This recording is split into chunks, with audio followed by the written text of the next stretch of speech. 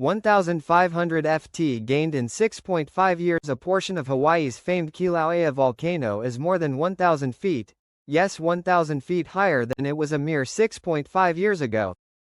You might be wondering what exactly I am referring to, because you don't see any new towering mountains on Hawaii's Big Island. And you'd be right. What I am referring to is instead Kilauea's summit caldera, which lately has been filling at an absurdly fast rate. To show you exactly what I mean, here is the same exact caldera as it stood. 2018 Kilauea collapsed in 2019, marking a spot where Hawaii's most active volcano lost 1,640 feet in height due to the removal of around 800 million cubic meters of molten rock, much of which ended up erupting near Leilani Estates in 2018. And now, here's the same caldera at the end of 2020. Now year by year changed mid-2021. 2022, 2023, 2024, and now finally, 2025. So, exactly how much lava has Kilauea erupted in this time span, and how much has the crater floor risen by? Based on a combination of my own and U.S. Geological Survey estimates, since the end of 2018, Kilauea's deep caldera has been filled by a maximum of 1,526 feet of fresh lava, which has a combined total volume of 305.1 million cubic meters of molten rock. Wow! So whereas Kilauea's caldera in late 2018 was for a time up to 1,821 feet deep, it is today only up to 295 feet deep. With that in mind, how long will it take for the lava lake to rise to its pre-eruption level? For this question, it truly does depend on the average rate of lava the volcano erupts each month, since it is not always actively erupting, or when it is erupting at the same rate. Here is a quick breakdown of how much lava was emplaced at refilled by 2027-2033. Kilauea's summit caldera each year.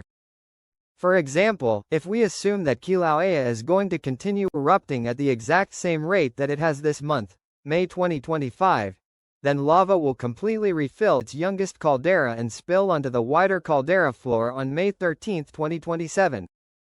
A Thursday, by the way. If we expand it to the broader 2025 average, then that date is put back a few months to September 15, 2027. If we take the average since the modern trend of moderately to fully cyclical eruptions initiated on the first day of 2023, that date falls all the way to September 14, 2033.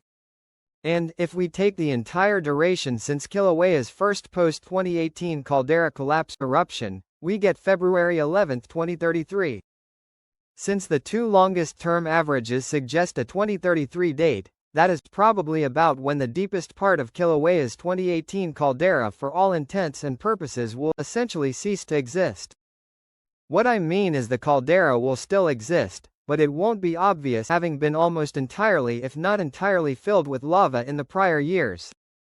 It will simply look like Kilauea did pre-2018 collapse.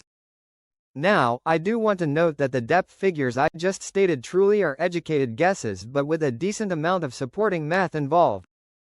The Hawaiian Volcano Observatory has not been taking sensor measurements of the crater depth since late March of this year. The last lava lake top elevation data they got was 964 meters elevation, which is only 19 meters lower than I interpret it to be today. Yet, while it only took less than 48 hours to fill the first 95 meters of the 2018 caldera, it is going to take significantly longer to fill the last 95 meters. And this comes down to simple length and width.